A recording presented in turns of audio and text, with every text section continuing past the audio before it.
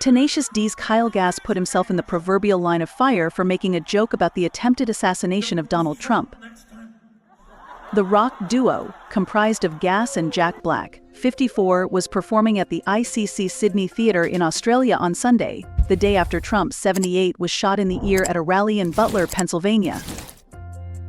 Black brought out a birthday cake for Gass, who turned 64 that day, and asked him to make a wish, as seen in fan footage. "Don't miss Trump next time," Gass responded. The audience laughed at Gass' remark. However, the comment wasn't received as well online. Fans took to X, formerly Twitter, to slam Gass and defend the former president. "Extremely poor taste," one person tweeted. "Any shred of career he had left is probably done now," another tweet read. A different fan said, "Shameful. Deplorable and indefensible," someone else tweeted. The gunman who attempted to assassinate Trump was identified as 20-year-old Thomas Matthew Crooks of Bethel Park, Pennsylvania. He crawled onto the roof of a manufacturing plant more than 130 yards away from the stage at the Butler Farm Show grounds. Crooks was shot and killed by Secret Service snipers. On Monday, Trump made his first public appearance since the attempt at the Ethiopia convention in Milwaukee. His right ear was seen wrapped in a bandage. He was joined by his new running mate, Sen. J.D. Vance, R. Ohio. Black addressed the Tenacious D controversy in a statement to the Post, revealing that the band is postponing the rest of its shows on its Spicy Meatball tour. "I was blindsided by what was said at the show on Sunday," Black said in his statement. "I would never condone hate speech or encourage political violence in any form.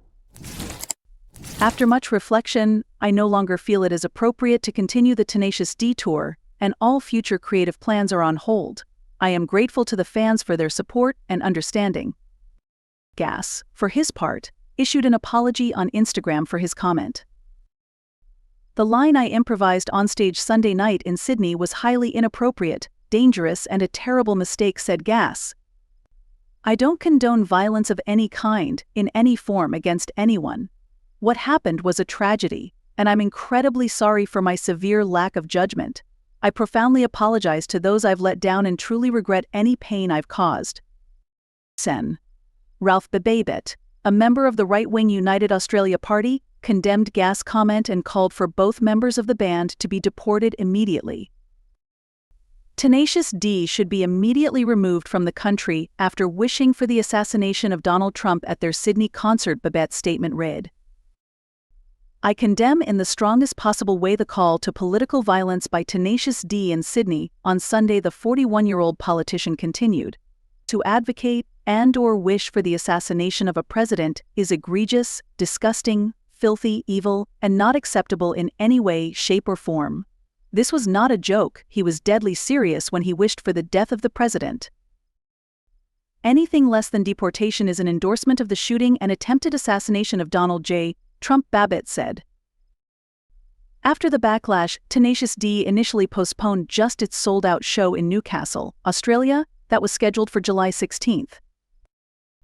The postponement was announced by Frontier Touring, the company producing the group's Spicy Meatball tour. Frontier Touring regret to advise that Tenacious D's concert tonight at Newcastle Entertainment Centre has been postponed, the company wrote on Instagram. Ticket holders are asked to hold onto their tickets until further information is available. Black is an outspoken supporter of President Biden. The School of Rock actor delivered a speech at a star-studded fundraiser for Biden's re-election campaign in Los Angeles last month. Former President Barack Obama, Jimmy Kimmel, George Clooney, and Julia Roberts also took part in the event, which raised over $30 million.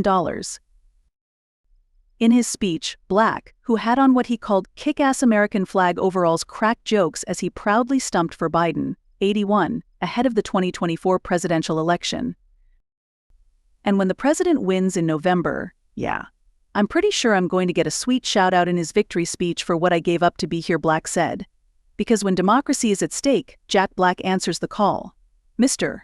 President, you're welcome." Last week, Clooney, 63, wrote an op-ed published in the New York Times about that same fundraiser, calling for Biden to step down and end his campaign for re-election. "I love Joe Biden.